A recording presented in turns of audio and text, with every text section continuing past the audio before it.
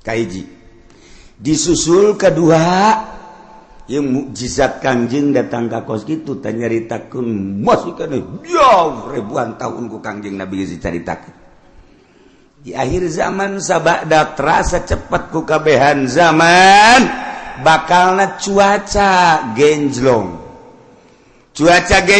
teh artina nu ngaran usim hujan nu ngaran usim panas. Musim hujan diisi ku panas, musim panas diisi ku usum hujan, sehingga sulit bagi petani untuk menerka musim hujan iraha. Sebab terjelas hujan, teu diperkirakan bulan eta hujan baik. Teu diperkirakan bulan eta bakal teu hujan, teu diperkirakan bakal hujan, henteu jadi genjlog waktu. Eta geus tereh deukeut Imam Mahdi datang. Nu paling deket engke setahun hujan teu eureun-eureun. Hujan beta mengecrek bae hujan ke eureun sajam 2 jam mendung deui hujan. Ke eureun sajam 2 jam 5 jam aya genep jam eureun teu hujan ke hujan deui ngecrek bae hujan. Kayak aya 12 jam teh hujan berarti sapoe tapi mendung kayak beuting na hujan atau peuting teu beurang hujan setahun kitu bae cuman eta hujan teh layum bitun nabat henteu ngajadikeun tatangkalan ongko hujan tapi garari teu jaradi pepelakan nu melak naon bae ge biasana mun kahujanan nyembrung ieu mah malak garing teu jaradi. Nah lamun geus eta terjadi eta geus detik-detik terakhir bakal datang Imam Mahdi.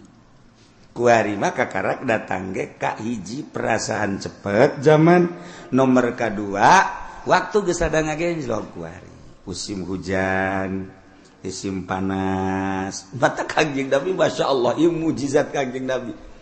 Kula wasok mutalaahan mukjizat pohara geus karasa kuari. Tinggal ngecerk hujan. Engke aya suara di berbagai pelosok. Di kaler aya suara seperti suara ki trompet atawa suara ti kidul atau ti kulon suara ti wetan atau ti jerotan aya suara gesekan atau suara ti luhur ieu ge sarua geus tereh datang. Nah ieu ngecerk hujan ti Kangjeng Nabi bakal ngecrok tapi teu jaradi tatangkala panas ongko musim hujan tapi panas. Kokos urang naik. Bismillahirrahmanirrahim. Ieu mah pertarosan kumaha lamun sakira-kira dina nalika sujud salat si dampal ramona sukuh teu napak jadi ngan saukur tungtung ramo doang. Sah apa henteu salat geus kolot nanya kenuki maksudna geus tereh paeh kudu geus lihai manuki teu kudu ditanyakeun angel ka sorga ieu mah budak sujud ayat 7 hiji tarang kadua dua dampaleungeun katilu dua dengkul jadi seberapa 4 5 nomor ke-7 kalima kagenepna ialah ramo dampal suku 7 syaratna jadi afdolna ditikelkeun padu antol doang ge jadi antol kana samak atawa keramik nu bagusna ditikelkeun lamun ngacung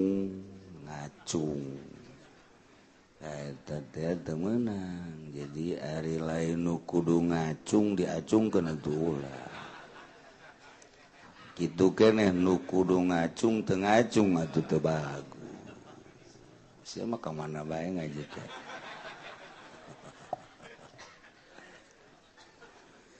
aju ngamamumna kumaha kajal teh naon aya antol namun teu antol teu sah imam urang sujudna ramu sukuna teu antol teu sah nyana salatna ana teu sah salatna atuh ngamakmum kanu teu sah salatna atuh teu sah kabehan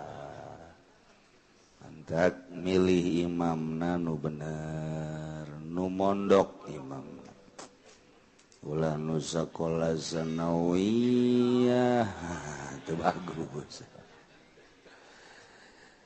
artina nu teu nyahoeun kana bag-bagan salat sakola sanawiyah ge teu pinter bae nganu mondok mah teu diragukeun deui pasti bala leuneur cenah aya di lembur kula mondok nama tapi teu bener bohong mondokna ih buku pesantren mondok lah pasti main HP bae mondokna teu beres sama gitu kemudian ajengan abdi bade tumaros upami si mayit gaduh sametan kabang ya perjanjian dana upami maut ajan lunas maka bebas dijamin ku asuransi kumaha hukumna ahli warisna kewajiban mayar atanapi henteu lamun memang geus aya perjanjian di mana modar bebas atuh bebas boro-boro kabang urang pada urang ge Zaid boga hutang ka Ki Umar 100 juta. Caki Umar teh bayarnya tapi lamun siapa bebas. Aju bunuh diri we gegeran.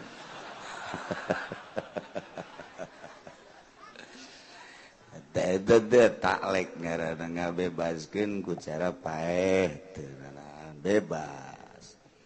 Ngan pastinya disiksa urusan ribawi gitu lah ulah sok main-main bang orang modal saya aya baik lantaran ieu berat ke di akhiratna urusan ribawi kajen teuing urang rada mararat asal babari sakarat ulah cek urang gunung aing mah kajen teuing hese sakarat daripada mararat blon eta budak ulah urang mah nu penting mah aman di dunia aman di akhirat nu mantak ngaji ge ngirek ngalempeng awak supaya sesuai jeung syariat hari embung bener mah teu kudu ngaji cara pamarentah tilok ngararaji embung bener eta ngaranna mana coba PNS nu daek ngaji sabaraha ratus PNS Tangerang we Kabupaten Encan Kota Madia nu ngaji ngan sabaraha ese berarti kan embung bener nyana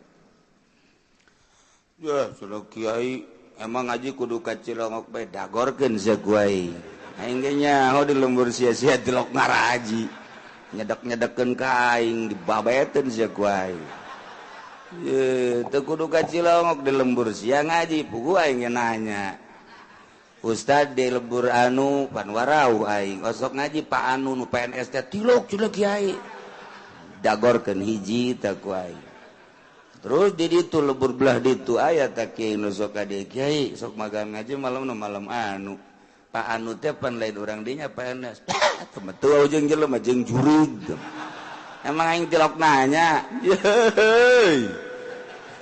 tilok aja PNS memang hangka neraka jahanamnya nama. Ayo sia kermah gajina teu bareres, korupsi terus ngaji tilok. Aing lapor ke malaikat Malik seredlik.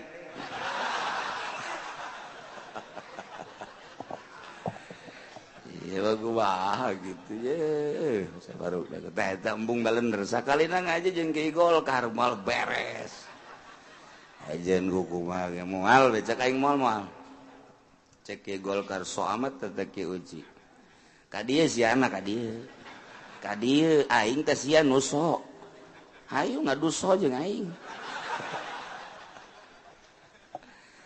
Lain gitu maksudna orang sing balalener malah beres-beres atuh kitu mah urang nu mantak ngaji teh maksudna supaya nuturkeun kana aturan syariat Kangjeng Nabi urang Kangjeng Nabi Muhammad sallallahu alaihi wasallam nu can nyaho supaya nyaho nu geus nyaho supaya leuwih mantep nu urang kaluartana syariat aya jalan tobat supaya lalempeng keur ditungtun ieu sapi kuru supaya lintuh di sisian cekolot baheula mah tatadina kempong takuari jadi bener lintuh teu karasa sebulan 2 bulan sapi jadi lintuh gitu kan ngaji saminggu teu karasa masyaallah sia ngaji geus sabaraha minggu asana ayat 7 mah aju kumaha karasana nu jelas mah aing mah wau jeung tukang uduk jeung kiai mah can wau aing mah eueuh masalah pokona wau jeung tukang uduk tukang sate basa teh ieu ngalempeng awak ieu lantaran urang hirup teh aya nu nyieun aya khaliq anu ngatur ka urang ka kicep-kicep diatur ku Gusti Allah urang can boga rasa bahwa kicep teh na ngatur Allah gurak-gerak urang teh diatur ku Allah digerakkeun ku Allah cicingna nang ngicingkeun Allah urang can boga rasa bahwa gerak urang cicing urang diatur ku Allah kitu keneh urusan politik urusan ekonomi budaya ieu diatur ku Gusti Allah Subhanahu wa ta'ala tah supaya sadar urang teh aya nu ngatur ieulah Al-Qur'anul Karim kitabna terjemahkeun ku Kangjeng Nabi diijma'keun ku para ulama urang kuari ngaji hasil ijma' ulama ulamana aya ulama tahapan internasional aya nasional aya ulama-ulama kitu lokal ulama anu internasional sepanjang masa mujtahid tuluy ka dieuna ashab-ashabna ka dieuna pentakil penukil cara Syekh Nawawi kabelah diana pengamalan-pengamalan anu konsisten cara guru-guru urang teu kaluar ti aturan-aturan syariat guru urang menang ti kitab langsung kadituna mujtahid ti sahabat ti Kangjeng Nabi langsung ti Gusti Allah ulama-ulama nu kuari di dunia keur meujeuhna dipotesan ku Yahudi ku Nasrani melalui berbagai cara sepuguh di perangan, sepuguh di loloh, didatangan deui ku ISIS. Terus lantaran dianggap ulama ieu ngahalangan kana perjalanan Yahudi jeung Nasrani. Nu bentak urang mah kuari masih keneh luar biasa bersyukur ka Gusti Allah Subhanahu wa taala bisa ngadengekeun bahasa-bahasa ulama, bisa diu kamari jeung ulama turunan Tuan Syekh Abdul Qadir Al-Jailani. Urang dicatat ku malaikat belah dieuna, disaksian ku urang-urang belah dituna mana ngagerakeun Allah. Geus di Baghdad, di Yaman, kemudian atuh di Palestina geus datang. Kemudian kamari di Turki, di India, ya Allah muji syukur ulah ngahaja-haja maka India mahal. Jeung deui deuk naon atuh urang ka India, nu wau. Wau teh jeung si Damendra we hiji. Nu wau, deuk naon urang ka India ka ditu. Ai kitu manyanana datang ka dieu, Bu, alhamdulillahirabbil alamin. Kitu keneh ka Turki urang mah jauh rarasan tapi nyanana datang dicatat ku malaikat. Lain jelema-jelema laleutik teh siga hade. Lantaran anu bisa ngabongkar kitab-kitab karangan Tuan Syekh Abdul Qadir Al-Jailani anu disekap, dipatikan, disekap di Roma teu meunang kaluar dikaluar. Ternyata horenganan paus teh nu mantak kadeleuna rapih menang nyokot akhlakna tina tafsir Al-Jailani. Batur nariru urang mah wauh ge henteu ka kitab. Dina ayana hese macana. Mondok henteu naon teh tuh. Deuk kumaha macana tapi barang aya disebar ka mana-mana bener. Luar biasa. Tah jelema nu manggihanana lain eta bae sababaraha kitab nu alhamdulillah ayeuna geus dicetak-cetak ku ari geus disebar ke berbagai negara anu tatadina urang sakadar dina kitab bae kitab Tuan Syekh anu ku ari mah bisa dibuktikeun aya kitab. Jelemana langsung deui ka dieu istimewa pohara zohir nama kadeleuna biasa baik, padahal mah lain lalagaan, lain jelema sambarangan, boga sejarah masing-masing ti leuletikna keneh. Urang mun ngadenge sejarah leutikna bakal tercengang. Ulah-ulah eta deui kelas du pohara turunan pohara di urang bae Habib Lutfi umur 13 tahun nya nama santren di Benda Kerep. Batur mah sararieun lantaran leuweung keneh. Kiai Kaukab aya keneh harita Ki Zaini aya keneh. Nyana ngaguru bareng jeung Bapak Kolot kula nu ti Doyong. Kan Bapak Kolot kula mah geus kawin nyana mah budak umur 13 tahun. Etanyana terus sakitu leuweungna zarah ka makom kaluhur kaki muslim. Nu batur teu berani mun peuting tapi nya nama zarah sorangan. Diulah ku kabehan ge saha bae santri zarah ti peuting ulah lantaran osok aya maung di dinya mah. Kuari ge masih keneh. Mun urang sorangan di Benda Kerep kaambe ku maung kadang-kadang datang maung ka dieu. Tapi Habib Lutfi umur 17 tahun teu beunang dicara, ziarah bae ka dinya. Bener maung datang, sasalaman. Tuh ente lamun ngadenge dongeng model kos kitu pan, parah mah. Lain jelema biasa berarti. Kos kitulah Habib Lutfi umur 13 tahun bae geus kos kitu. Urang mah umur 13 tahun teh mulai ceurik hayang HP nu rada bagus. Tadina jadul hayang nu rada beres. Belon urang mah.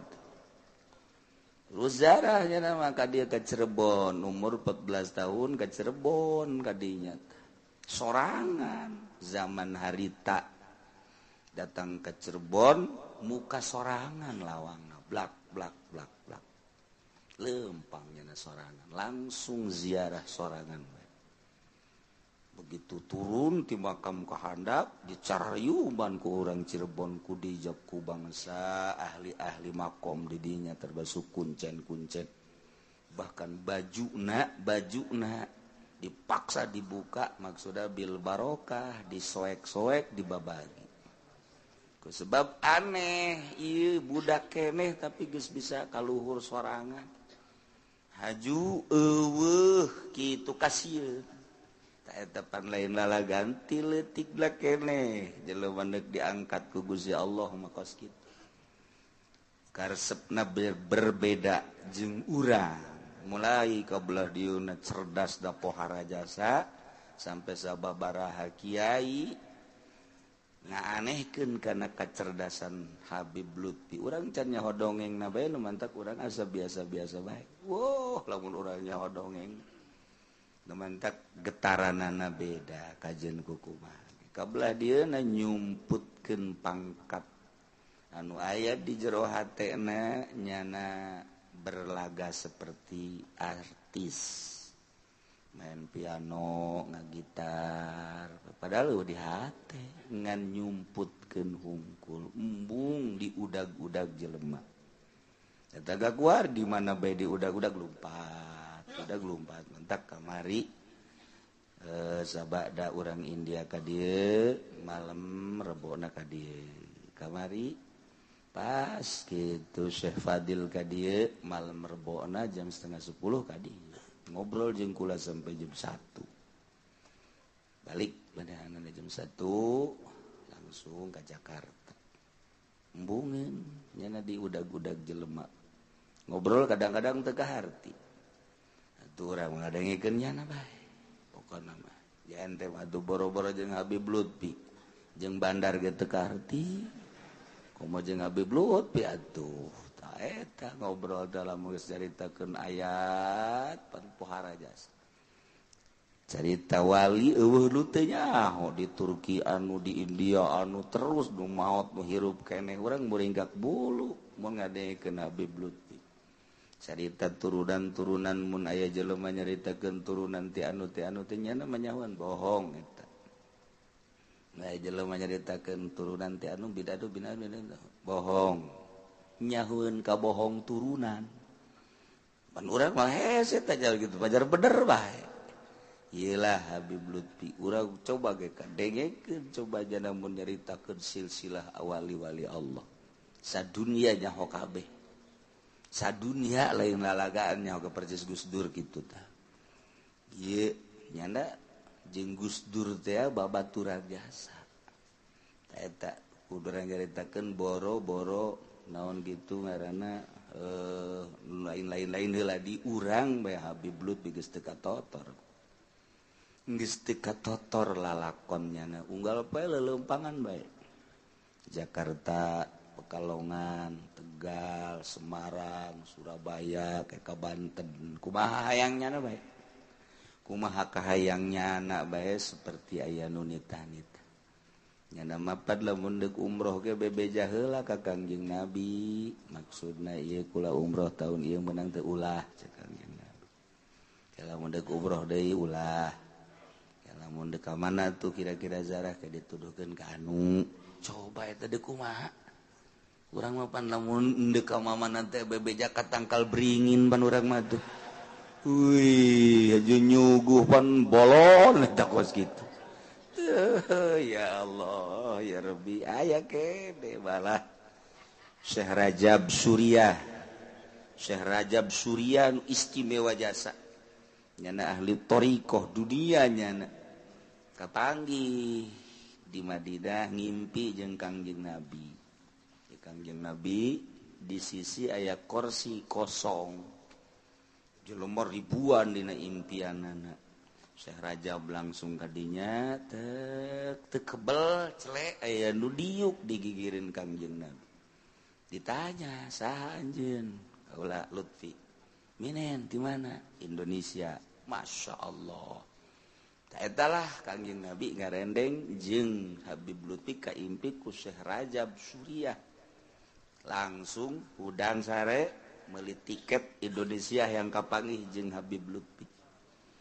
Langsung meuli tiket berangkat ke Jakarta. Habib Lutfi geus nungguan saha nu ngabere nyaho nya nande ka Jakarta. Kos kitu coba emang ente. Ya, jelema gede luar biasa. Tapi ya Habib Lutfi rindueun bae ka dieu aneh. Ka dieu teh rindueun bae nyaho ka saha meureun nu dipake ka rindu. Asana Haji Pendi muasalah. Ieu masalah ieu. Masyaallah. Ulah ka diaminan nyaho henteu. Ja unggal ka dieu tilok ngomong-ngomong nyana. Sugan nanyakeun itu jan teu dina ayana. Atuh teu rindueun deui. Berarti lainnya nama meureun heula Haji Pendi asana heula kadal we kitu. Ya Allah, ya Rabbi eta sabaragali kan ka dieu. Model ieu ge cek jana 2 minggu ka tukang mulai ti 2 minggu rindu hayang ka dieu. Padahal kula ge boga kajadian 2 minggu ka tukang ngan moal bejaan. Sepas kejadian kula 2 minggu ke tukang nyana gegeran nyana perasaan hayang ka dieu. Begitu kula diomongkeun seuri paingan tuh. Jadi nyambung. Kos gitulah jelema-jelema ahli Allah Subhanahu wa ta'ala. Lamun eta turunan Tuan Abdul Qadir Syekh Jamil kitu ti India ka dieu dititah ku Kangjeng Nabi sarua Syekh Fadil gitu. Syekh Fadil teh boga impian dirahasiakeun kok kudu datang ka Indonesia. Saenggeus datang ka Indonesia kapanggih jeung ieu jeung ieu jeung ieu. Mantap urang alhamdulillahirabbil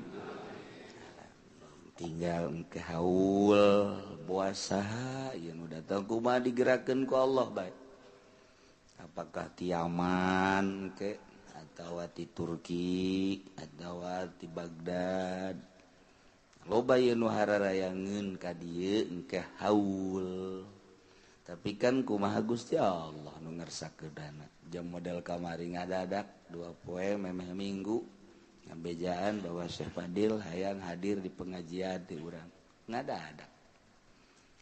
Datang tanpa rencana-rencana. Masya Allah. Itulah gerak Allah Subhanahu wa ta'ala. Urang dicatet ku malaikat raqib ke di akhirat. Begitu aya bendera-bendera ahli Allah kan urang bisa ka dieu milu. Begitu milu cak anu penjaga ulah ya. Milu ikulah pernah hadir. Di mana? Di Cilongok. Di ukang harita di mana? Di Tangkal Ambon. Wah, teu kedeul cak jaran. Aduh, riweuh nu di Tangkal Ambon. Aduh, Masya Allah. Kula tapi ngadenge cenah sorana mah. Sorana mah ngadenge milun teu maca shalawatna. Milu sarua. Mawali ya mawali ya mawali. Kula ge ngadengekeun milu mah henteu cak eta teh. Cukup atuh ngadengekeun ge milu di tukang bae tapi ulah dihareupan. Ya Allah. Emang kumaha kitu. Mujalasah jeung ahli Allah urang di ke akhirat ke dibarengkeun. Bantak eta kaji sih ada tak urang nu kungsi babarengan jeung bangsa pamabok. Urang kungsi babarengan jeung tukang maling. Urang mujalasa jeung bandor cimplong. Eta kudu ditobatan. Besi dicatat terus ke catatan aya di ditu. Ye di keuangan gitu. Bandar cimplong maju. Pernah diuk jeung saha? Ieu. Effendi pernah ieu cenah sakitu. Yeh, sembarangan bae. Tetep bae diilukeun bae pan ka ditu. Teu puguh teu karuh. Itu bata kula salah diuk si gade. Masyaallah ya urang mah alhamdulillahirabbil alamin. Kajeun geus HS bae ge nu penting diuk bareng. Diuk bareng nu penting aya catetanna bae. Engke di akhirat teh ge begitu. Tak aya ahli Allah. Milu maneh. Iraha cek kira kula teu pernah aya catatanana. catetanana salah nyatet beureun malaikat. Kita tanggal sekian bulan sekian mana bareng. Kula sarita. Aga saya SG milu wae geus kan nama aja catetanana di dieu. Kan ngeunaheun urang. Mantak aya ieu nu HSB gak masalah geus. Untung nu aya ya Allah ya Rabbi. Malaikat nyatet urang es. Dekarasa orang cicing di dunia ku betah-betahna hingga orang geus aya di pertengahan bulan Sya'ban. Tanggal 1 Sya'ban jatuh hari Selasa menurut hisab qat'i. Menang 3 darjah, 45 jadi hampir 4 darjah kurang 2,5. Maka lamun urang nanggalkeun rawahna Salasa dihitung datang ke pertengahan Salasa Rebo Kemis Jumat Sabtu Minggu Senin Salasa. Jadi malam Salasa nisfu Sya'ban. Malam Salasa nisfu Sya'ban. Pertengahan di bulan Sya'ban pergantian buku. Setahun buku urang dicatat di jero berbagai catatan-catatan. Mingguan aya catatanana ka Karang Bolong ya. Jakarta aya, ka Bali aya. Sare di masjid, di musola aya, di hotel gaya, muludan aya, di bar aya. Kumplit pokokna mah sebab malaikat mah teu nyaona naon ditulis bae teu bisa disogok lain cara polisi. Tulis bae nya komoana bae urang ditulis. Nonton TV aya. SMS aya, geus kabeh araraya. Masya Allah, ngabonceng si Mbak aya. Kabeh dicatet didinya. Aduh, engke diangsongkeun di akhirat atuh moal bisa di lain-lain jakarasa ku urang ge jaheu ieu kamayaran-mayaran baso aya di dieu. Ya Allah.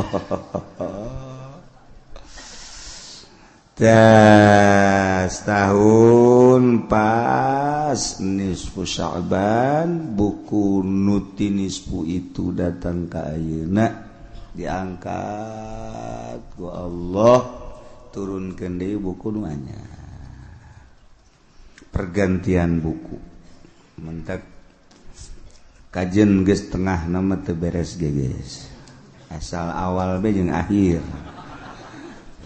Jadi engke diperiksa ku malaikat awalna Yasin tungtungnya Yasin. Selamat geus lah beres. Asa awal aya Yasinan di akhir aya Yasinan di tengahna kudu kabar teu mungkin cek cenah. Geus ieu mah geus langsung bae geus. Tuh kan untung urang. Jadi malam nisfu Sya'ban aya katangtuan nurutkeun ceuk ba'dul arifin. Jelema anu geus disingkapkeun hijab, anu geus bisa nempo kana lelembutan nuku urang teu kadeuleu nyana maka deuleu. Nuku urang teu kadenge kunyana maka denge mala ainun ra'at wala uzunun sami'at. Geus dedeureun manehanana dedengean manehanana geus ka ditu bae nyana mah ka alam nu itu alam nu langgeng. Ai urang mah ka dieu mah di dieu bae sebab urang mah disebutna ge keur molor. Cakang jeung Nabi an-nasun niamun manusia keur sarare. fa iza matu intabahu ke hudang-hudang paeh kuari wakas jadi keur ngimpi kuari ngimpi jadi bupati jadi gubernur nu ngimpi jadi burah nu ngimpi jadi kiai pedagang sudager keur ngarimpi barang maot mah hudang jana gubernur eueuh bupati eueuh camat eueuh lurah eueuh jang ngimpi tamah geusan barang maot mantap bisa rajul pangjore-jorena jelema anu intabaha ba'dal maut nu hudangna sabada maut pangjore-jorena jelema teh hudang-hudang kakarak maut hudang-hudang sabada dapat jore jasa jadi nu bagus we kuari ieu urang hudang tempo ka alam barzah alam akhirat. Ya orang kuari keur gigisik ya kuari ngaranna ya. Cicing di majelis keur gigisik encan aya hudang mah kakarak gigisik. Haju kawudukan haju leuwih parah. Barang diuk di majelis lain hudang merongkol. Ta ieu urang kuari keur gigisik garanna kakarak deuk hudang nempo ka alam itu. Nah nisfu Sya'ban maca Yasin minimal 3 balik dibacana sabada salat maghrib memeh Aisyah di dieu pergantian buku lamun nu bisa maca Yasin 3 balik perorangan di imah di mushola di masjid berjamaahkeun mangga kumaha ngeunana penting maca aduh cenah kiai kula mah teu bisa maca Yasin ya mun teu bisa maca surat Baqarah we tuh komo eta Yasin ge nu batur bisa ieu henteu atuh komo surat Baqarah atuh kulhu salila maca Yasin bareng na diukna ngan nyama maca qul huwallahu ahad Allahus samad sampai selesai kulhu ge cenah kula mah teu bisa aja parah aja saya berarti mah ya parah kulhu ge teu bisa ya aduh parah jasa lamun kulhu teu bisa lam yakunil ladzina kafaru anu normal gitu talar lam yakunil komonya nah lamun teu talar berarti macana Fatihah bae awas yang ngomong teu bisa deh bae geus pamustungan jelema teu bisa Fatihah acan batak dimasalahkeun kumaha lamun aya jelema teu bisa maca Fatihah acan salatna kan dina pikir mah cukup. Dina pikir mah teu cukup teu bisa maca Fatihah. Cik mazhab Syafi'i mah ganti ku babacaan nu sejen. Teu bisa babacaan nu sejen geus cicing sapanjang Fatihah. Itu Imam Syafi'i mah. Tapi Imam Malik mah lain terjemahkeun. Beda. Menang jadi cek di luar mazhab Syafi'i mah, di luar mazhab Syafi'i mah mazhab Maliki mah Allahu Akbar. Dengan nama Allah yang Maha Pengasih lagi Penyayang. Bismillah berarti kan itu. Alhamdulillahirrabbilalamin segala puji bagi Tuhan seru sekalian alam. Budak ngan wah gandeng-gandeng ieu maksudna. Loba jalan keluar pikir mah mantak teu kudu dipermasalahkeun. Cek ieu meunang, cek ieu henteu, cek ieu henteu, cek ieu meunang teu kudu dimasalahkeun anu lain ijma' mujma' alaih. Nah, isbatu hayu pada ibadah hakikat da ibadah mah ja urang teh ruh awak masa kadar kurungna doang ngan sanajan bari jeung ruh salila kurungna normal tetep kudu dibawa teu bisa roh doang sia sarolat ja aing mah kadeureuk ku sia teu salat ja heueuh kunaon teu salat aing mah roh doang aing mah di imah bae ngedeng bener-bener hebat ki ieu naon ki naon eta tambang ki jang naon jang nyered aki ki teu bisa tuh tetep bae kudu ku awak sebab cek Imam Ghazali awak eta ibarat nu endek ka Mekah mah onta jelema endek ka Mekah naik onta moal bisa onta na teu diberangkatkeun nyanana datang ke Mekah moal bisa tetep kudu jeung ontana sebab onta kendaraan ai lain aya angin topan nyana keur diuk di hadareun jalan cicing aya angin topan dibawa ke Mekah rajit bisa cenah kitu keneh urang ibadah ka Gusti Allah na ieu teu bisa make roh doang cara kebatina tata saupa jeung awak biasa jadi malam nisfu Syaban maca Yasin 3 balik ditingali bae geus dina Majmu' Syarif lamun teu bisa maca kulhu bae teu bisa maca Fatihah jeung maca anu urang bisa dengan niat sakumaha anu geus tertera dina Majmu' Syarif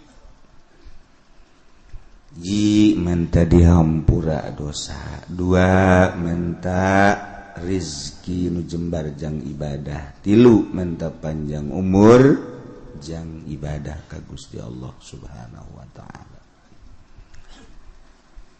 aya salat dina nisfu Syaban salat na khusus salat nisfu Syaban sabaraha rakaat kiai 100 rakaat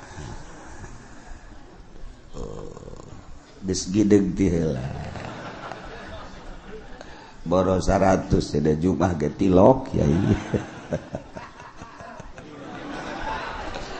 komo dibere 100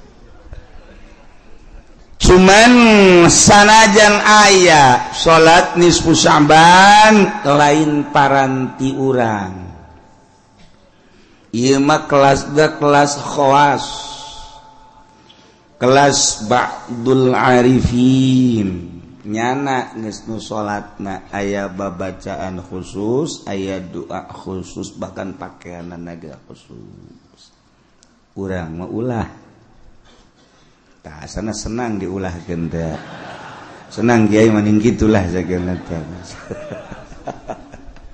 daripada diteken titah 100 rakaat mending diulah ieu mah andai kata di lembur lantaran loba pendatang-pendatang kuari ti seberang ti Jawa di berbagai daerah nu ngajakan salat nisfu Syaban ulah bid'ah hukumna ulah bae geus mun nyana ge mun bisa dilarang mun nyana teu bisa geus sabodok urang mah ulah milu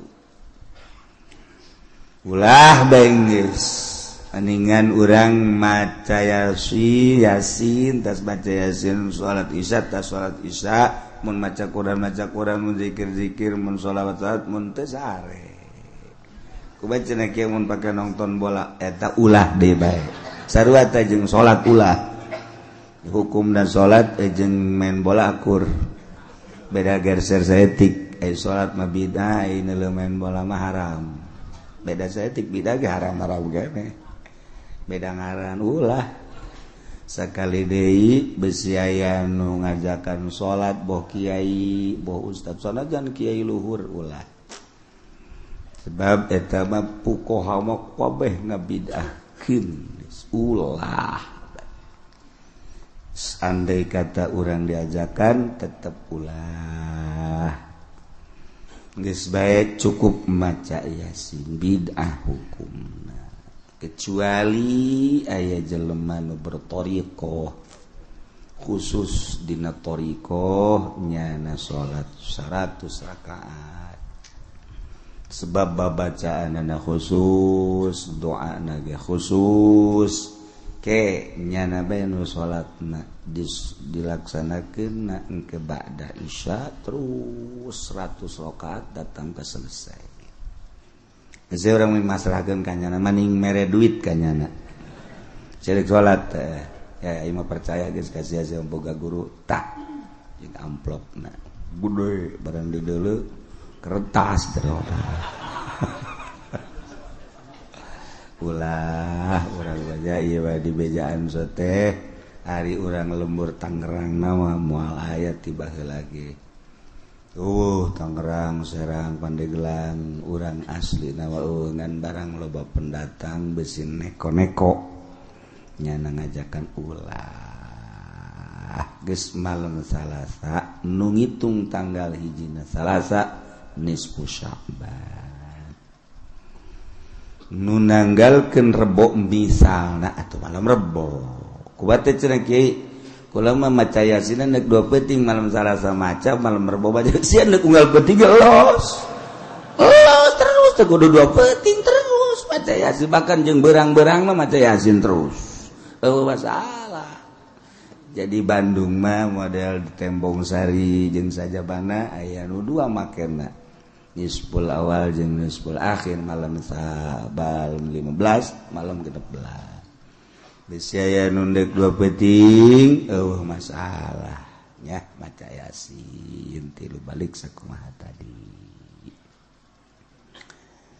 Ai engke Ramadana ira ulah makananya ke Ramadan. Sia, cenah kula boboal ngaji engke terakhir atuh sabodo sia. Ai ngajakan henteu ngaji. Sia deuk gaji deuk henteu kumaha sia bae. Ulah sok aing ti heula-heula. Kajian kuku bage boga rencana nyana dek kemana atuh lo siapa dek ini tuh indit bae sih ulah sok aju melang-melang segala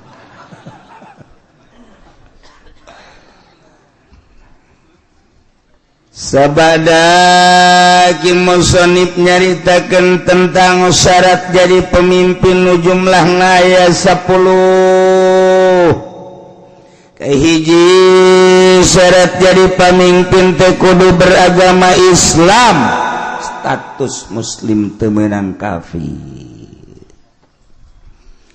wa kudu mukallaf teu meunang budak leutik teu meunang muedan ilu kudu urang merdeka teu meunang kasipatan kuroki amat hamba teu beunang opat zakaron kudu lalaki ulah cewek ulah awewe gesing hade lamun geus diulah berarti bakal namun dipilih nimbulkeun karusakan tur nu milihna doraka sing hade nu kamari pernah milih awewe kudu ditobatan.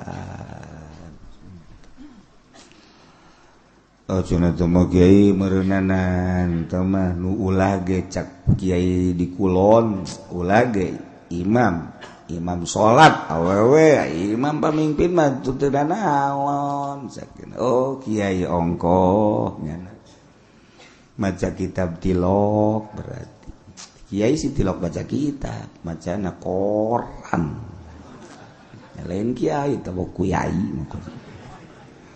mun nya ge maca kitab ieu ta baca tazakaron Jadi kiai pan di negara urang mah lain negara Islam, negara demokrasi sarua. Ketika urang berhadapan jeung masalah eta, urang babagi supaya ulah terlalu jero teh kasalahan urang.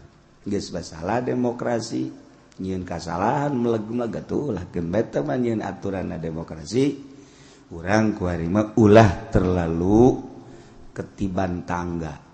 Jatuh ketiban tangga jadi rengsek teman kayak gitu bara jatuh doang teu ketiban rada deres bae paling ringsek doang guys.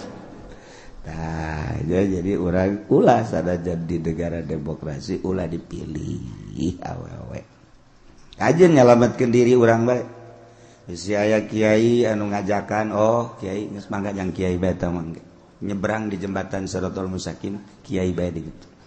Isya aing mah hiber.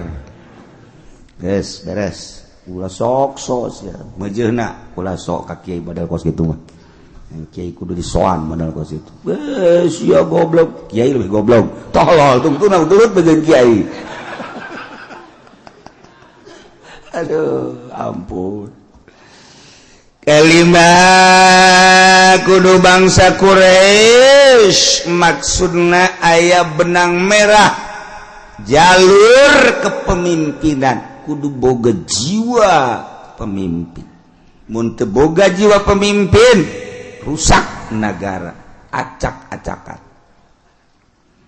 kagenep adlan kudu nu adil bener-bener teu mementingkeun diri sendiri nyana siap untuk membangun bangsa jeung negara aya tanda-tanda keadilanana sebab kadele kurang hiji mun naik mobil kacana tilok ditutupan mana coba teangan pemimpin anu teu nutupan kaca moal aya dua mun boga rokok nyana teh kadele masyarakatna hayang ngarokok kajen teuing nyana teu ngarokok rokona dibikeun ka masyarakat tah eta kan ngeunaheun kana hatena menang we satahun pajakna dicokot rokok dibikeun pajak dicokot blon nu jelas kudu adil urang neangan adil hese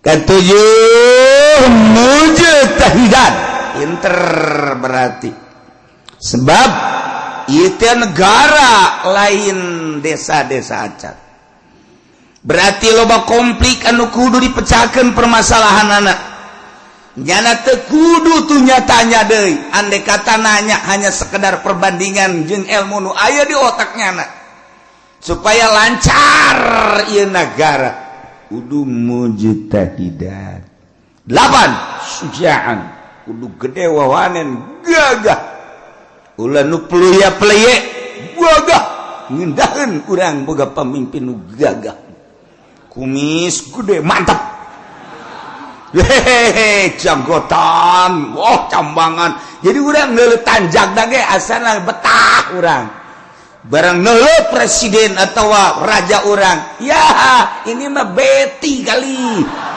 eueuh kumisan eueuh janggotan macam ulah datang ka kos kitu teu bagus mun kunjungan ke Arab bisa didumling gitu.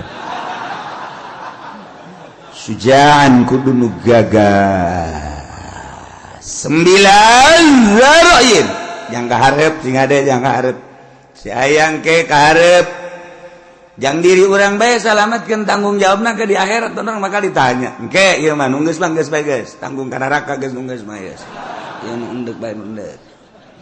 Nah, deuleu ku urang mana nu gagah lalaki sebenarnya aya we ulah lalaki nu gagah pinter eta nu dipilih ku urang kajen nyalametkeun diri urang bae eleh menang sabodok aing mah geus sakitu ta pemikiran aing teh ya lantaran engke ditanya di akhirat jehe bang kumaha gitu 9 zaroin ngabogaan pemikiran nu luas wawasan anu jero nu luas sebab negara 10 boga dedengan sampurna dedeluan sampurna ucapanana sampurna hartina teu balelo ulah ro jeung al sarua cadel ngalana mal beres atuh ro jeung lam kudu beda ro lam lamun akur engke teu bisa sifat anu wajib di Allah kasifatan ku sifat basol basor basol ro basol pannya naon cadel jadi basol j ro lain l tungtuna dikurangan sifat wajib di Allah sifat baso pan baso aing re teu bisa lam salah mending baso kan jadi salah tuh gitulah persyaratan jadi pemimpin Imamul Azam presiden raja atau di bawah dunah yakni gubernur bupati camat lurah termasuk RT itu teh raja RT teh sakarajaannya adalah sa RT itu jadi takeun RT raja atuh pakai celana pendek pada RT raja kuari deuk nyaritakeun kasahanana jadi imamah kumaha ieu sahna nyana jadi pemimpin seseorang anu memenuhi persyaratan 10 tadi sesuai dengan kriteria anu tadi nyana bisa sah memimpin bangsa kutilu perkara nomor kahiji wa tan'aqidul imamatu bil bai'ati wa tan'aqidul imamatu bisa kabundel nyangred sah maksudna jadi pamimpin sifat pamimpin yakni imam presiden gubernur bupati bil bai'ati ku bai'at di beat di zaman baheula pertama nu di beat ialah Sayyidina Abu Bakrin Siddiq radhiyallahu anhu. Pertama nu di beat jadi pemimpin adalah Sayyidina Abu Bakar Siddiq. Seluruh sahabat anu ngabogaan wawasan anu sampurna berpangkat ijtihad mujtahid berbagai kelompok tina kelompok dicepol untuk mengesahkan kepemimpinan Sayyidina Abu Bakar Siddiq radhiyallahu anhu. Datangkeun Sayyidina Abu Bakar bari Sayyidina Abu Bakar mungeun Sayyidina Abu Bakar mah cerik Sayyidina Abu Bakar ketika dipilih jadi khalifah embung. Masya Allah, sarua ketika Sayyidina Umar di beat jadi pemimpin sarua sedihun Sayyidina Umar lantaran sarua jeung ngangsongkeun diri ka seuneu. Nomor kahiji di beat lain hayang di beat tapi masyarakat tokoh masyarakat ngabeatnya dijadikan pemimpin. Mentek dituk Kangjeng Nabi tanda akhir zaman geus deukeut datangna Dajjal. Nomor kahiji masa cepet as-sanah kasyahri wa syahru kasab wa samakal yaum kasah as-sa'ah kal dakik atau daki maka itu. Nah, setahun ko sebulan, sebulan ko seminggu, seminggu ko sapoe, sapoe ko sajam, sajam sakumaha okos meuleum daun korma anu garing. Perat beres. Perasaan urang di akhir zaman, engke Kangjeng Nabi perasaan manusia di akhir zaman geus deukeut datang Imam Mahdi, eta teh cepet jasa. Kuari geus hampir kabehan nyaritakeun cepet. Kaiji disusul kedua yang mukjizat Kangjeng datang ka kos kitu teh nyaritakeun masih kana jauh ribuan tahun ku Kangjeng Nabi geus dicaritakeun. Di akhir zaman sabada terasa cepet ku kabehan zaman bakalna cuaca genjlong. Cuaca genjlong teh artina nu ngaran usim hujan, nu ngaran usim panas. musim hujan diisiku panas, musim panas diisiku usum hujan, sehingga sulit bagi petani untuk menerka musim hujan iraha. Sebab terjelas hujan, teu diperkirakan bulan eta hujan baik. Teu diperkirakan bulan eta bakal teu hujan, teu diperkirakan bakal hujan, teu jadi genjlog waktu. Eta geus tereh deukeut Imam Mahdi datang. Nu paling deket engke setahun hujan teu eureun-eureun. Hujan beta mengacrek bae hujan ke eureun sajam 2 jam mendung deui hujan. Ke eureun sajam 2 jam 5 jam aya genep jam eureun teu hujan, ke hujan deui ngacrek bae hujan. Ke aya 12 jam teh hujan berarti sapoe tapi mendung ke beuting na hujan atau peuting teu beurang hujan setahun kitu bae.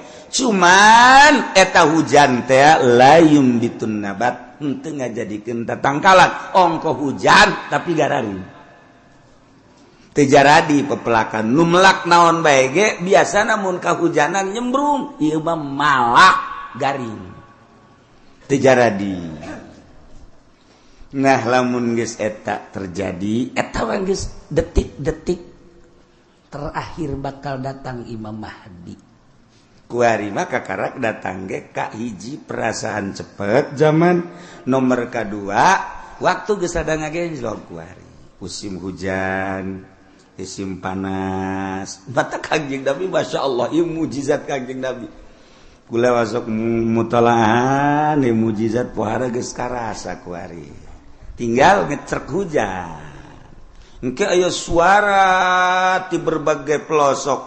Di kaler aya suara seperti suara ki trompet. Atawa suara ti kidul. Atawa ti kulon suara. Ke ti wetan. Atawa ti jerotan aya suara gesekan-gesekan. Atau suara ti luhur ieu geus sarua geus tereh datang. Nah ieu ngecrek hujan ti Kanjeng Nabi bakal ngecrok tapi teu jaradi tatangkala. Panas ongkoh musim hujan tapi panas. Okos urang naik mobil mewah tapi kesangan. Slow bapan ku naik mobil do mau Fortuner, AC-na gede. Tapi di jero mobil kesangan sebabnya di udag-udag hutang mobil lagi ngiriditan hutang kawin mah aya 3 aya 4 nah ngan dibobodo kabeh ge ku duit na ngahutang di bank. Nah ieu ke di akhir zaman barudak jing ke baru hutang kabeh. Masya Allah. Penelitian hadis Kanjeng Nabi akhir zaman geus rada loba di antarana engke jelema lalumpatan menuju neraka. Cak Kanjeng Nabi di akhir zaman mah kabeh jelema lalumpatan menuju neraka. Sahabat caricing bae. Maksudnya salah tante Kanjeng Nabi ngomong nyarita. Kanjeng Nabi balik deui ngomongna di akhir zaman mah jelema lumpat kabeh ka neraka percis kos kuya mun dibahasakeun urang mah. Kos kuya ngagejeburkeun diri ka cai. Kuya di luhur aya naon bae gerbek-gerbek blus kuya mah ka cai. Aya naon gerbek blus. Ta ieu masyarakat manusia di akhir zaman percis kos kuya nyalametkeun diri ka cai ieu ge lalumpatan ka neraka. Jadi ngegejebur-jeburkan maneh ka neraka di akhir zaman mah. Sahabat tetap masih culak-cileuk keneh wae. Masa sih cak hatena. Neraka kan seuneu. Mun jelema kudu ngagejeburkeun ka seuneu. Ima jelemana meureun teu normal di akhir zaman teh wae mah Kangjeng Nabi salah ye. Masih didengekeun bae ku sahabat. Asana meureun aya kekeliruan ieu Kangjeng. Kanjeng Nabi kan berus sadurunge winara. Sahabat teh masih kene culak-cileuk. banget teu percaya cak Kangjeng Nabi di akhir zaman ke jelema lalumpatan menuju neraka percis kos kuya nyalamatkeun diri ngagejeburkeun ka cai engke jelema masing-masing kabeh berduyun-duyun malah mun aya anu rada lambat kunyana disingkirkeun lambat amat sia ka neraka disingkirkeun kunyana aing teh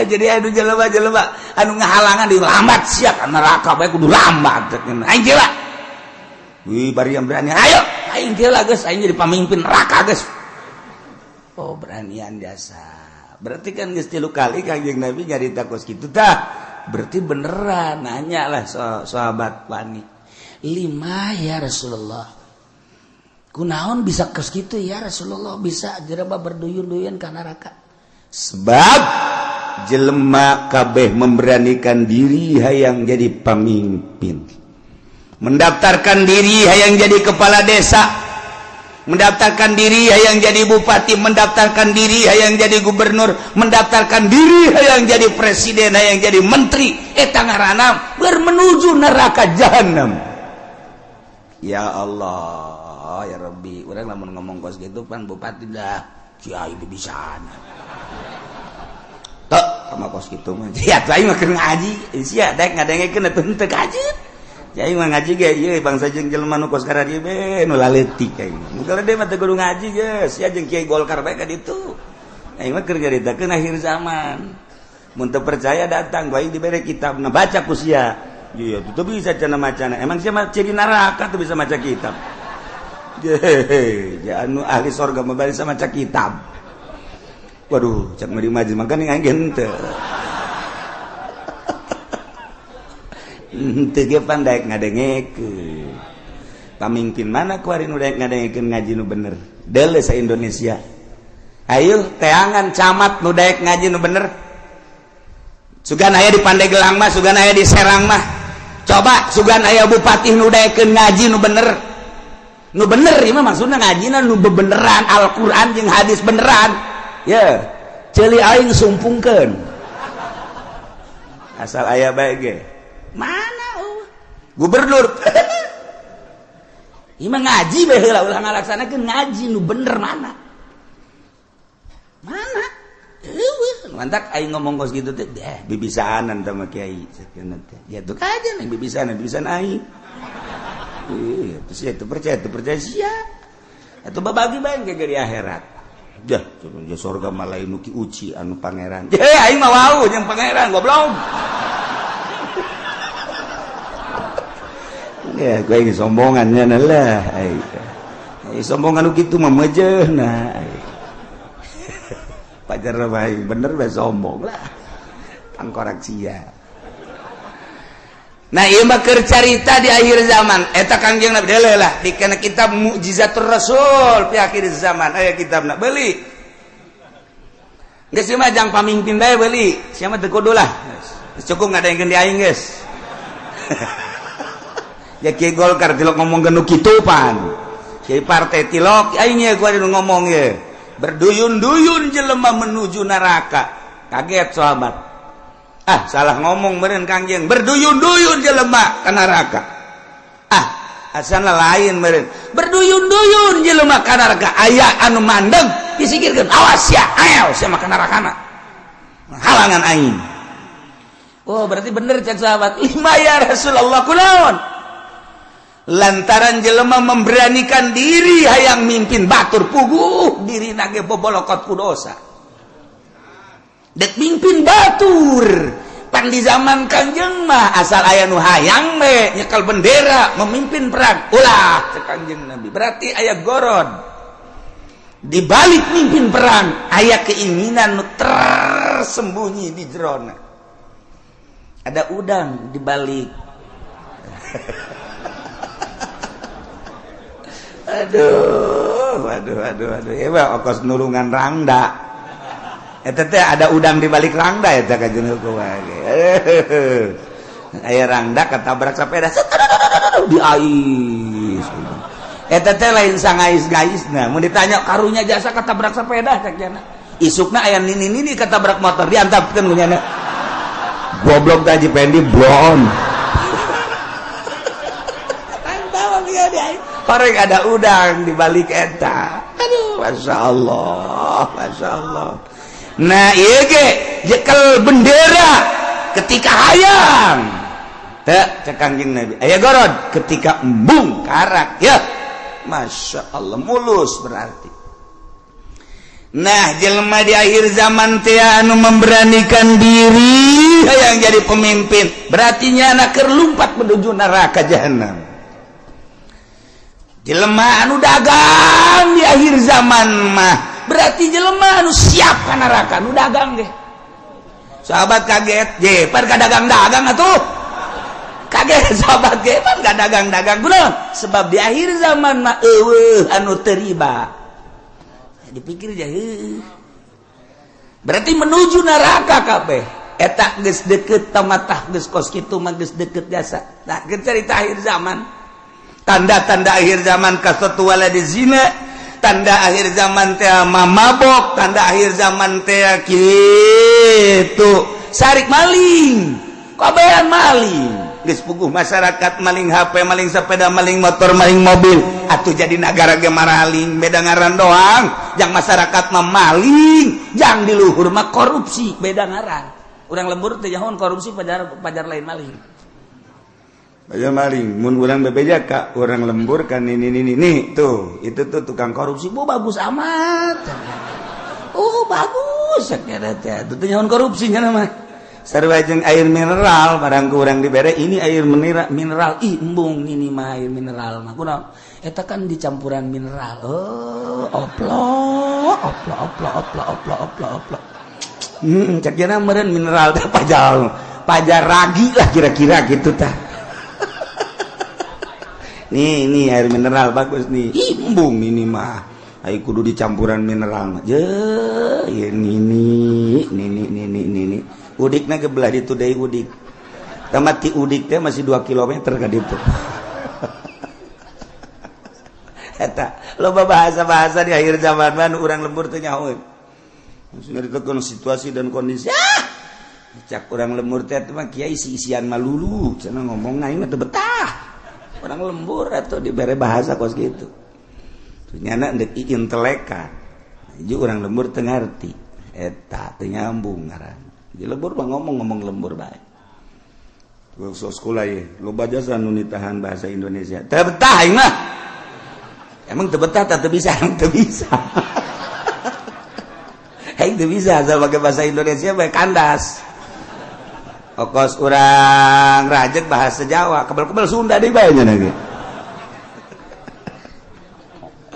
Aduh, Masya Allah. Nah, iya. Jadi orang namun nyaritakeun mukjizat Kangjeng Nabi kadang hayang seuri bahasa Kangjeng dan hayang seuri hebat amat ngabahasakeunna yusafiruna ila jahannam. Ih. Berangkat kabeh ka jahanam. Ai. Kadua yas'auna ila jahannam, lumpat yas'auna mah yusafiru mah leumpang, yas'auna mah lumpat. Sahabat kaget, penyeluatan si ka jahanam. Horeng bener. Siaulah yang serikeun pamimpin lumpat ka jahanam. Nu tadi kadua pedagang ge orenganan lalumpatan ka jahanam. Nomor katilu cak Kangjeng Nabi di imah bae ge tetep ka jahanam bae. Yeuh. Ajeuna mah kabehan tah, bupati rada lega bae. Tadi masa ka aing doang cak bupati jeung gubernur sia ge sarua. Ayo atuh berjamaah lah. 5 ya Rasulullah kunaon make jeung di imah bae ge sebab di jero imah ge teu kaluar tina maksiat. Di jero imahna di jero kamarna nyieun kamar deui, di jero kamarna nyieun kamar deui, dipoekan tetep maksiat bae. Allah Karim. Sebab apa di jero mainnya geus bisa make jaringan internasional. Sanajan di jero kamarna di kamaran deui, kamarna dipoekan, tapi nyana bisa nempo Hollywood. Di jero kamarna di kamaran deui, dipoekan, tapi nyana keur aya di Hollywood. Ya Allah, ya Rabbi. Masya Allah pindahkan ke aya di California. Masya Allah pohara ya Allah jauh teuing lah ke California mah pencet deh Texas. Woi cek nini eta sih negara mana ulah loba omong nih nini mah nini bae nyahona paling ge bojong bae kendal bae nyahona bangsa nu karari itu bae teketos bae geus nyahona kadinya bae pugu di bojong geus sareng di Texas kuari mah eueuh nu teu akur kuari kahirupan di Amerika jeung di Citra aja atuh beda kahirupan di California jeung di BSD teu beda setik-etik acan ja akur sok deuleu naon nu eueuh kuari di BSD lamun di Amerika urang ningali minuman bebas urang turun di pesawat di Abu Dhabi minuman ti mimiti segede cinggir datang ke segede awak minuman haram aya digelar di Abu Dhabi cek urang ieu negara Islam nama ieu tapi pan minuman pohara meuli urang roti di dinya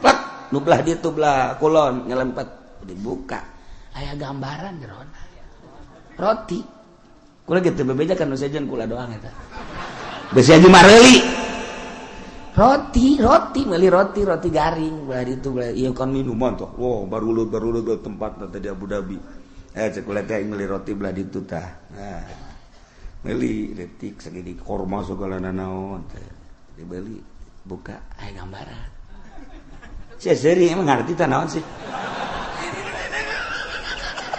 maksudnya aya gambaran tuh pakai celana sih ya guys ditutupkan deh kukula lah dia kan banjang bawaan ka imah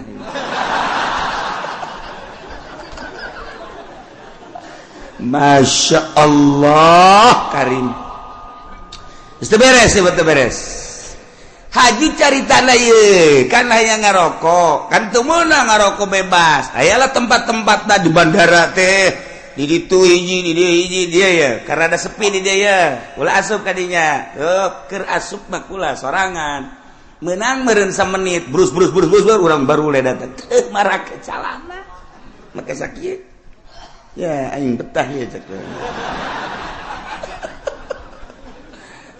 perlakuan ngalakukeun nu teu senonoh di jero dihareupeun manusia geus biasa kaluar we kula masyaallah karim eta di Abu Dhabi kos kitu di Abu Dhabi encan di jerona eta kakarak di bandara masyaallah karim encan di Amerika na encan di Inggris encan di Jerman di Prancis teu kudu jauh-jauh di urang emang kumaha gitu masyaallah tanyakeun ke kacamat ge pan nanyakeun ka camat berarti rahasia geus teu kudu nanyakeun ka urang lembur ka camat anu gaul tapi camat saha teu jauh kula wae teu jauh gitu jauh jasa 1 2 3 4 camat nu gaul nu sok biasa kapanggih di satelit terus sia mah geus moal nyaho satelit tadi mana dasar lembur sia mah kampungan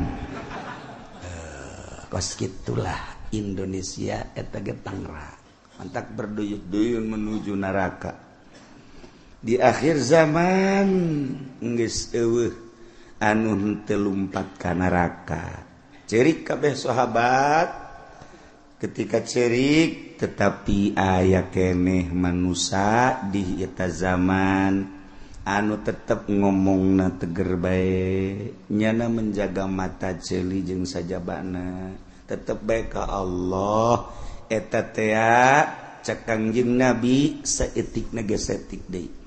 Qolilan bahasa qalil teh seeutik. Aqol min golil. Jadi itu bahasa Kangjeng Nabi aqol min golil. Leuwih saeutik tinu saeutik jasa mun cak urang mah. Saeutik jasa eta ge direntogan bae ku bangsana deui. Nyana negakeun ke hak negakeun adil jujur dina kakarak nyarita doang geus direntogan ku berbagai tokoh ku berbagai masyarakat jeung ku berbagai tapi tetap aya bae cek Kangjeng Nabi datang ka engke Imam Mahdi turun datang ka Dajjal aya bae hiji mah setiap negara kabupaten dibere ku Allah hiji cuman geus hese nyalametkeunana sakadar nyarita ilah Kangjeng Nabi nyaritakeun mukjizat mukjizat di akhir zaman geus kuarima zaman geus karasa cepet waktu ngageser geus encan doang hujan ngecerk satahu angkep lamun kula nyaritakeun Mekah bakal dilebaran Madinah bakal diberet geus eukeur malah nah ieu tinggal hujan ngecerk satahun tapi teu jaradi naon teu jaradi jelema berduyun-duyun menuju neraka jahanam teu karasa Masya Allah tetep urang mantak ngaji urang hayang salamet mudah-mudahan urang kabehan disalametkeun ku Gusti Allah keluarga urang pemajikan anak incu urang disalametkeun pamimpin urang geja eta mah ku nafsuna ieu ketika nyana ngaragap nurani nama tetepnya lagi ceurik sarua bae hayang salamet mudah-mudahan dibere babalik pikir kemudian nyana bisa ningali ka arah anu salamet amin ya robbal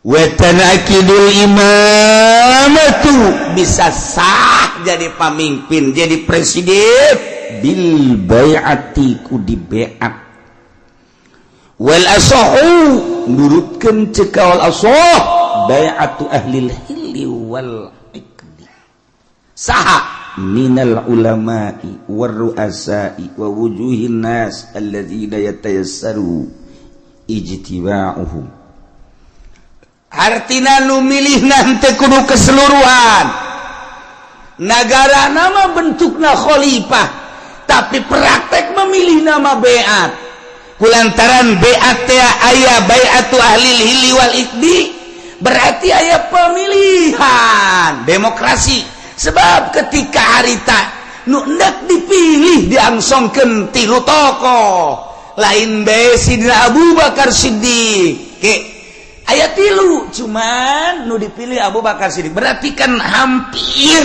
mirip secara demokrasi pemilihan nama dipilih biasa nah ieu keur carita memilihna wal asahu bai'atu ahlil hilli wal iqdi henteu kudu keseluruhan masyarakat nu buta dituntun nu torek dituntun nu nini dituntun teu kudu jadi dipilih per desa sabaraha nu boga wawasan untuk maju lamun sakecamatan sabaraha desa pilih per desa teh mun sadesa aya 18.000 manusia kemudian diperkecil deui ku ari mah di kitu naon ngaranna dipekarkeun jadi 8.000 atau 7.000 per desa eta nu 7.000 tingali per kelompok-kelompokna sasi nu boga wawasan untuk maju ieu teh jang keselamatan bangsa jeung negara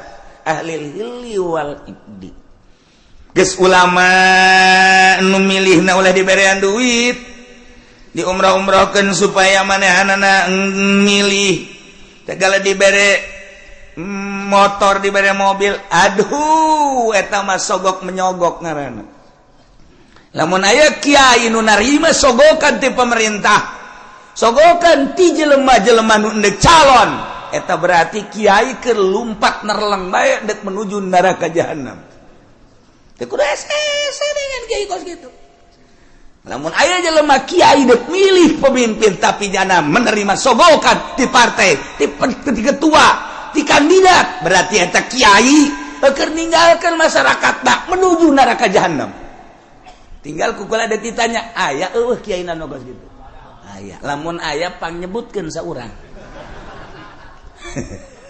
coba ulah isin-isin saurang bae di Tangerang bae teu kudu ka sarang-sarang Tangerang aya eueuh aya urang Pasar Kemis aya eueuh sia mah aya bae kagak deketan ka Cilongok sia sia mah deuk ka aing meureun kajen kumaha ge dasarna sia mah ekstrim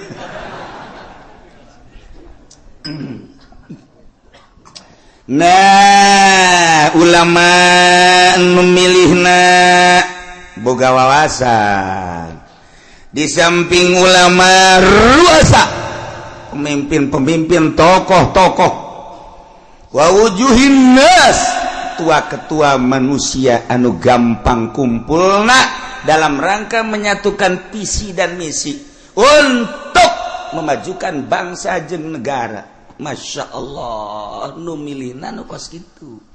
Yes. Kuari maka simpulanana bae wa syartuhum sifatus syuhud, syarat jelema nu endek mengangkat kepemimpinan ulama, tokoh, termasuk kitu kepala-kepala kampung dan lain-lain sebagai berbagai lapisan masyarakat anu dianggap mempunyai wawasan. Syaratna sifatus syuhud, sifat saksi. Nu kira-kira nyana jadi saksi sah. Berarti kasifatan minal adalah wa gaya. Nu milihna kira-kira santai jadi saksi sah, berarti ngabogaan sifat adalah eta. Jadi henteu sakabehna ieu mah kabeh kita milih. Nu embung dibere duit, anu embung ge dibere mobil, keuna ngengkeuy milih ka ditu dipaksa ngaranna eta kos kitu mal beres. Satungtung pemilihan umum model kos kitu nagara ulah diharapkeun kudu beres. Satungtung kiaina nu endek ngararapi ngabantuan jangan luruskeun nagara nyana ngabutuhkeun kana sogokan keneh ieu moal beres nagara. Nyana nu sok pidato bow rosy wal naon gara kadituna finar cek nyana ya rosy wal murtasi finar nyogok nyung narima sogok ka neraka hulu nyana tas dibere motor mio ne cekal huluna heuy ai sia ngomong goblok ieu ngomong teu bareres goreng kiai ongkos jelema di kota Allahu Akbar Allahu Akbar aya naon Allahu Akbar pas azan Allahu Akbar hes ai tiap tadi Allahu Akbar beratas itu Allahu Akbar waya azan hes tekan teu beres eta geus balikan urang ngaji kuari hudangkeun awak urang nu keur hees supaya gigisi tempo gerak ka alam barzah. Ulah neulean batur awak urang bakal dibaringkeun di alam barzah. Eueuh nu dibawa kabeh ge sugih teu dibawa, gagah teu dibawa, kabeh ngan awak urang we jeung boeh. Dibukakeun ieu na ditempelkeun pipi urang kana taneuh. Sakadar urang gagah, sakadar gagah keur hirup paeh mah geuninganan kos kitu. Sugih keur hirup paeh mah geuning kos kitu. Baring bae bentakeun mata hate urang aing teh bakal kos kitu. Kabeh nu daek milu rekan-rekan ngan sakada datang ka biwir kuburan. Pemajikan jeung anak datang ka biwir kuburan doang.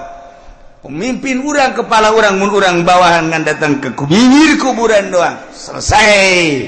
Ditutup kuburan urang sorangan di jero. Tanggung jawab urang bakal datang amal-amal urang. Bentakeun mata hate urang eta.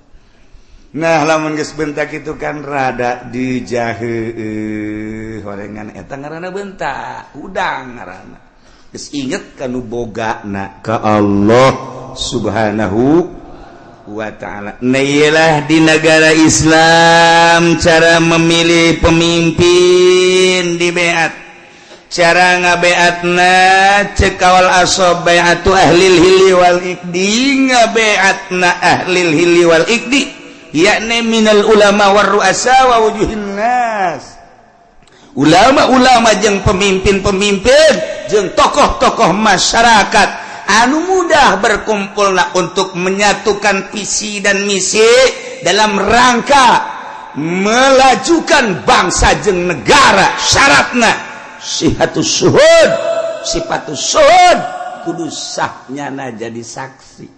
Berarti kasifatan ku sifat adalah ulah kabehan memilih jam milih nage nya nama henteu boga wawasan, henteu boga wawasan jang ngemajukeun umat bangsa jeung nagara, teu boga pikiran kumaha ieu bakalna lamun dipimpinku seta negara urang perpolitikan perekonomian perbudayaan leuwih agama lamun urang geus nyaritakeun agama kan mayoritas di Indonesia mah urang geus korban Jakarta geus dipimpin lain ku muslim tapi ku kafir teu beurang di jerona ka aya musliman eta geus bentuk kasalat mangga bae ieu negarana demokrasi kan tetep bae urang teh hese ngayakeun muludan di Jakarta cobalah gubernur dipersilakan untuk nyambut aja nyanang ke kumaha nyambutna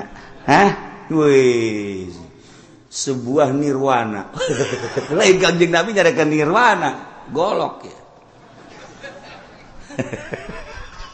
nyaritakeun rajaban panggil coba mal bisa jadi geus eueuh agama mah macet sedangkan Indonesia mayoritas agama atuh kudu dihormati mayoritas kajian kuku mah ge numantak ti baheula di urang mah negara demokrasi terpimpin teu murni henteu bisa nuturkeun Amerika langsung ka pusat ka ditu secara utuh sebab lawan mayoritas Islam loba ulama loba wali kesenjangan atuh lamun kos kitu sebab lawan paling istimewa agama mah Islam sebab di Islam mah kabeh merasa terhormati Kristen dihormati ku Islam mah Buddha dihormati ku Islam Katolik dihormati pokoknya masing-masing tetapi anu bercokol memimpin tetap kudu Islam nyana tetap dinaungi tingali riwayat para khalifah tingali riwayat para khalifah khulafa ur-rasyidin kabelah dieuna mentak 35 tahun masa kenabian masa kekhalifahan kemudian ka dieuna sultan kabelah dieuna mah kabelah dieuna cek Kangjeng Nabi sabada eta geus ka ditu acak-acakan nya khairul qurun qarni terus mayali ali nah berarti Kangjeng Nabi terus sahabat tabiin tidinya ka dia acak-acakan